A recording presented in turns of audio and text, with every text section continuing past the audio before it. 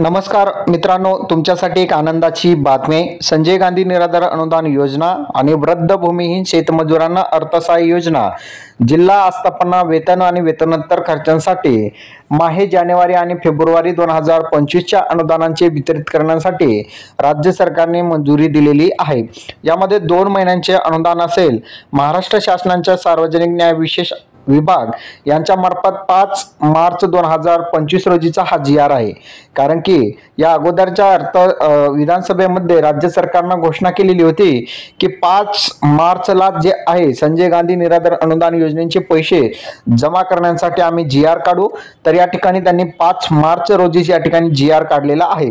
सन 2024-25 या आर्थिक वर्षासाठी संजय गांधी निराधार अनुदान योजना जिल्हा आस्थापनेसाठी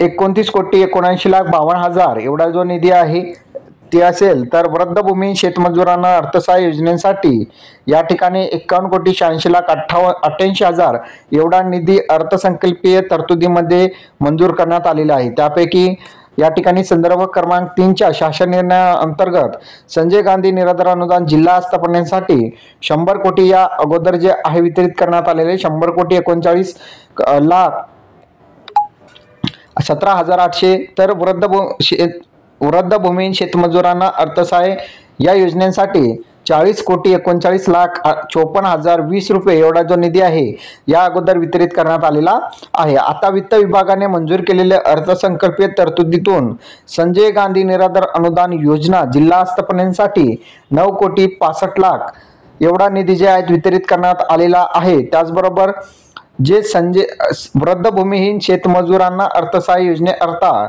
यामध्ये बघितलं तर 7,23,54,910 एवढा निधी जो आहे BIMS प्रणालीद्वारे म्हणजे DBT अंतर्गत हे पैसे थेट आता लाभार्थ्यांच्या खात्यामध्ये जमा होणार आहे। आता यामध्ये बघितलं तर सदर निधी होऊन सर्व विभागीय आयुक्त कार्यालयांना माहे जानेवारी फेब्रुवारी 2025 करिता एक वेतन आणि दूरध्वनी वीज पाणी पुरवठा 11 प्रवास खर्च आणि 13 कार्यालयीन खर्च या उद्देशांसाठी या ठिकाणी विवरणपत्र जोडण्यात आलेला आहे। यामध्ये जे बघितलं तर जे लाभार्थी वर्ग आहेत त्यांच्या खात्यामध्ये आता अनुदानाचे पैसे जमा होणार आहे।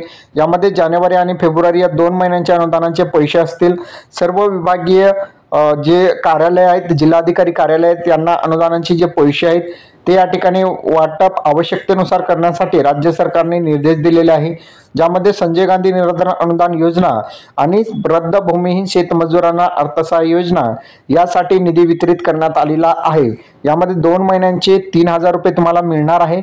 यामध्ये जानेवारी महिन्यांचे 1,500 रुपये आणि फेब्रुवारी महिन्यांचे 1,500 रुपये असे या ठिकाणी अनुदान तुमच्या खात्यामध्ये जमा होणार आहे।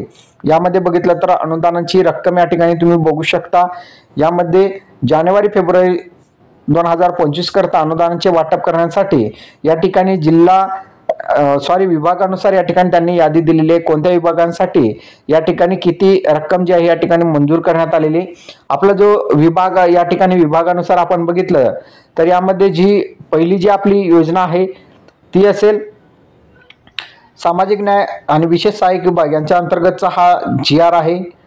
5 मार्च 2024 रोजीचा हा GR आहे। जिल्हा आस्थापनांसाठी सर्वसाधारण आस्थापनांसाठी या ठिकाणी त्यांनी 94,721 या ठिकाणी जे आहेत रक्कम मंजूर करण्यात आलेले आणि त्यानंतर वृद्ध भूमिहीन शेतमजुरांना अर्थसहाय्य वितरित करण्यासाठी यामध्ये बघितलं तर जानेवारी फेब्रुवारी महिन्यांची अनुदानाची रक्कम सुद्धा 72,000